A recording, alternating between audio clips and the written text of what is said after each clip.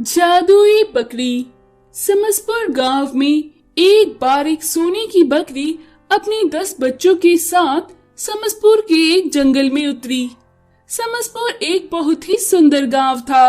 उस गांव में केशव नाम का एक लड़का रहता था जो अपनी बकरियों को चराने जंगल जाया करता था। सोने की बकरी का नाम सुनहरी था। सुनहरी बकरी बहुत परेशान थी। वो अपने बच्चों को छुपाने की जगह ढूंढने लगी। तभी उसने देखा केशव की बकरियों के झुंड में एक भेड़िए ने उन पर अटैक कर दिया है। केशव चिल्ला रहा था, अरे भेड़िया, कोई मेरी प्यारी बकरियों को बचाओ बचाओ। तभी सुनहरी बकरी ने भेड़िए पर अटैक कर उसे घायल करके वहां से भगा दिया। सुनहरी बकरी को देख केशव बोला, अरे तुम कितनी अद्भुत हो। मैंने कभी पहले सोने की बकरी नहीं देखी। तुम कौन हो? तुम यहाँ की नहीं लगती। तुम कहाँ से आई हो? तभी सुनहरी बकरी बोली, मैं स्वर्ग लोक की सुनहरी बकरी हूँ।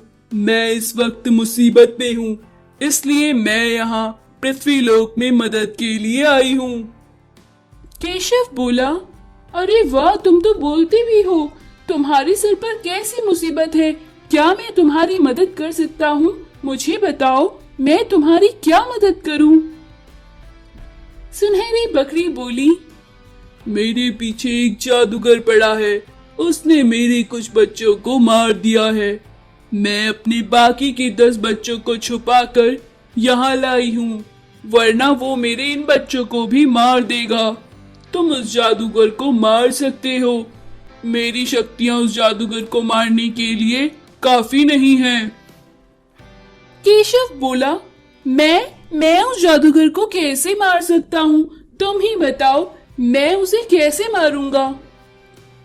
सुनहरी बकरी बोली, पहाड़ के उस पार एक जादुई गुफा है। उस गुफा में एक मणि है जिसके वार से उस जादूगर को तुम मार सकते हो और मेरी मदद कर सकते हो। केशव बोला, तुमने मेरी बकरियों को उस खूंखार भेड़िए से बचाया है। मैं तुम्हारे लिए इतना तो कर ही सकता हूँ। सुनहरी बकरी बोली, उस गुफा तक पहुँचना आसान नहीं है। बहुत कठिनाइयों का सामना करना पड़ेगा। केशव बोला, मैं तुम्हारा दुख नहीं देख सकता। मैं उस मणि को लाने की कोशिश जरूर करूंगा। तुम तब तक मेरे घर में छुप कर रह सकती हो। सुनहरी बकरी बोली, तुम्हारा बहुत बहुत धन्यवाद केशव। वो जादूगर कभी भी हमें ढूंढता हुआ यहाँ आता होगा। तुम जल्द उस मणि को लेकर आ जाओ। फिर सुनहरी बकरी केशव के घर में छुप गई। केशव मणि लेने के लिए चला गया। बड़ी मुश्किलों से नदी, पहाड़ और झरनों को पार करके केशव उस जादुई गुफा में पहुंचा। केशव ने देखा वहां एक सांप मणि पर बैठा है और दूसरी तरफ सोने का बहुत ढेर लगा हुआ है। केशव बोला, नाग महाराज, मुझे ये मणि चाहिए। बेचारी सुनहरी बकरी संकट में है। सांप बोला, बकरी की चिंता तू क्यों करता है? यहाँ बहुत सा सोना है। तू सब ले जा सकता है और अमीर और बहुत अमीर हो सकता है। बकरी की मदद करके तुझे कुछ नहीं मिलेगा। केशव बोला, नहीं सांप महाराज, बकरी मेरी मेहमान है। मैं उसे निराश नहीं कर सकता। मुझे ये मणि हर हाल में चाहिए।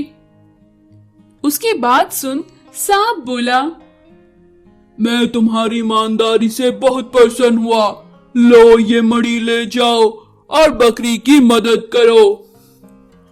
केशव मणि लेकर अपनी झोपड़ी में पहुंचा। तभी वहां जादूगर सुनहरी बकरी को ढूंढता हुआ पहुंचा था। जादूगर सुनहरी बकरी पर जैसे ही हमला करने वाला था, तभी केशव ने मणि से जादूगर पर हमला कर दिया और जादूगर भस्म हो गया। सुनहरी बकरी बोली, केशव, मेरी मदद के लिए धन्यवाद। तुम्हारी नेकी और ईमानदारी से मैं प्रसन्न हुई। मैं तुम्हें कुछ देना चाहती हूँ।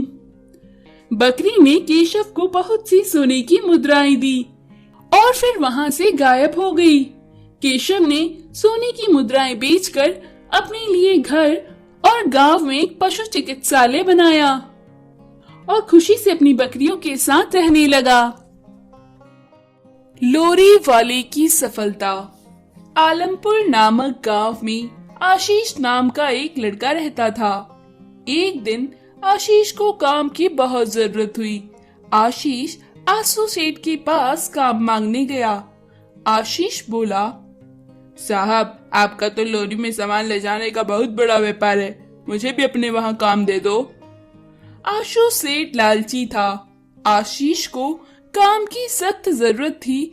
ये देखकर आशु सेठ ने इसका फायदा उठाना चाहा। आशु सेठ बोला, ठीक है, काम पर तो मैं रखूंगा, पर मेहनताना केवल 500 रुपए ही दूंगा। आशीष बोला, बस 500 रुपए महीना भर सामान ले जाने का, साहब बाकी लोग तो 2000 देते हैं, आप कम से कम 1500 रुपए तो दे दीजिए। आशु सेठ बोला, अरे नाराज क्यों होता है, मैं तो 500 रुपए दूंगा, पर तू लोरी को ओवरलोड करके ले जाना और 2000 से भी ज्यादा कमा लेना, मुझे कोई दिक्कत नहीं है, बाकी लोग ये छूट नहीं देते।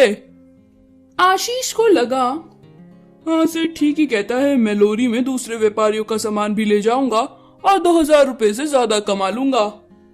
ऐसा सोचकर आशीष अगले दिन से काम पर जाने लगा। अगले दिन जब आशीष वहां पहुंचा तो आशु सेठ ने लोरी को पहले से ही फुल करके रखा था। आशीष बोला, क्या सेठ जी, आप बोले थे दूसरों का सामान भी रख लेना, पर आपने तो पहले से ही इसे फुल किया है। आशु सेठ बोला, अरे ओवरलोड करने के लिए बोला था, मैं तो अपना फुल करके दूंगा ही, तू ऊपर से ओवरलोड कर लेना, मुझे कोई दिक्कत नहीं है। आशीष ने दूसरे दुकानदारों से भी लोरी में सामान भरवाया और शहर के लिए निकल पड़ा। ऐसा आशीष रोज करता था। एक बार आशीष का एक दोस्त अमित ने देखा कि आशीष लोरी को ओवरलोड करके और तेज स्पीड में गाड़ी चलाता हुआ जाता है। आशीष अमित को रोकता हुआ बोला, अरे दोस्त सुनो, तुम लोरी को ओवरलोड करके क्यों जाते हो?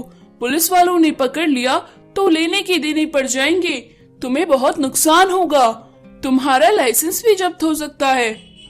इस पर आशीष बोला, अरे क्यों चिंता करता है, इतने महीनों से ले जा रहा हूँ, पुलिस वाले नहीं पकड़ते हैं और मुझे बहुत मुनाफा होता है, 3000 महीना कमा लेता हूँ मैं ऊपर से, और रही बात पुलिस की, वो कहाँ देखने आने वाली है। आशीष अमित की बात को टालकर वहाँ से चला गया। कुछ दिन बाद रोज की तरह आशीष सामान ओवरलोड करके लोरी को लेकर जा रहा था, तभी उसे पीछे से पुलिस की गाड़ी की आवाज सुनाई दी। आशीष घबरा गया, उसे लगा पुलिस वाले उसे ओवरलोडिंग के कारण पकड़ने आ रहे हैं। आशीष तेजी से लोरी चलाने लगा। ओवरलोड और स्पीड तेज होने के कारण उसकी लोरी पलट गई।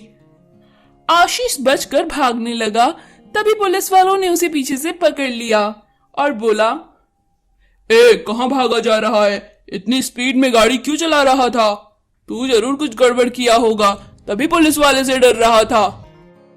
दूसरे पुलिस वाले ने देखा कि आशीष की लोरी ओवरलोडेड है, जिसके कारण वो पलट गई। पुलिस वाला बोला, अच्छा लोरी को ओवरलोड करके ले जा रहा था, चल अब 10,000 रुपए जुर्माना भरना पड़ेगा और तेरा लाइसेंस जब्त कर लिया जाएगा। अपनी कंपनी का नाम बता क्या है, उसका भी लाइसेंस जब्त होगा। आशीष ने बहुत माफी मांगी, पर पुलिस वाले ने उसकी एक ना सुनी। आशीष ने आशु सेठ का पता बताया। पुलिस फिर आशु सेठ के वहां गई और आशु सेठ का लाइसेंस भी जब्त कर लिया। पुलिस वालों ने आशु सेठ और आशीष पर 10,000 रुपए का जुर्माना लगाया। आशीष बोला, अरे साहब इतना तो मैंने कमाया भी नहीं था, जितना मेरा जुर्माना लग गया, आगे से ऐसी गलती नहीं करूंगा, मुझे माफ कर दो। आशीष और आशु के पुलिस वाले से बहुत माफी मांगने पर भी पुलिस वालों ने उन्हें माफ नहीं किया और पुलिस वालों ने उन्हें जेल में डाल दिया और उनका लाइसेंस जब्त कर लिया। तो दोस्तों, थोड़ी सी पैसे बचाने के चक्कर में बहुत बड़ा नुकसान कभी कभी हो सकता है, तो इसलिए कंजूसी नहीं करनी चाहिए।